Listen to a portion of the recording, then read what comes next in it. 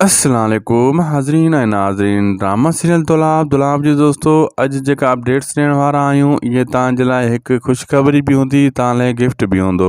अचण वारे एपिसोडनि जे बारे में बि वॾी मालूमात आहे ऐं नेक्स्ट एपिसोड में छा थींदो इन जे बारे में वॾी मालूमात अॼु तव्हांखे ॿुधाईंदासीं ऐं तव्हांखे अॼु जेको ॻाल्हियूं आहिनि शेयर कंदासीं। इहे कम जूं ॻाल्हियूं आहिनि। हलूं था अॼु जी अपडेट जी तरफ़। सभिनी दोस्तनि खे नंढिड़ो अर्ज़ु आहे, शाहिद खोसो व्लॉग यूट्यूब चैनल खे जे सब्सक्राइब न कयूं वेठा हो त करे छॾियो। जे कयूं वेठा हो सब्सक्राइब त महिरबानी करे लाइक हिन वीडियो खे करे कमेंट करे छॾींदा सुठा ऐं दोस्तनि ताईं शेयर कंदा। हलूं था जी अपडेट जी तरफ़। दोस्तों मां ॿुधाईंदो हलां त हाणे 3 एपिसोड बचा आहिनि अची ऐं जेको आहे दुलाब जा। ऐं 3 एपिसोड खां पोइ दोस्तों तव्हां इंतज़ार में हूंदो त कहिड़ो ड्रामो हलायो वेंदो। पापनगर, वीरन जी बस्ती या वारी संधियूं वाटूं या दो या वरी को ॿियो।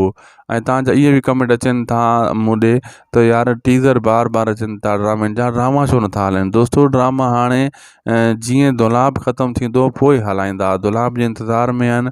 वीरन जी बस्ती जीअं जेको आहे न दुलाब ख़तमु थींदो पोइ वीरन जी बस्ती हलायो वेंदो। जेको वारी संधियूं वाटूं आहिनि उहो फ़िलहालु शूट थी रहियो आहे, उन खे थोरो टाइम लॻंदो।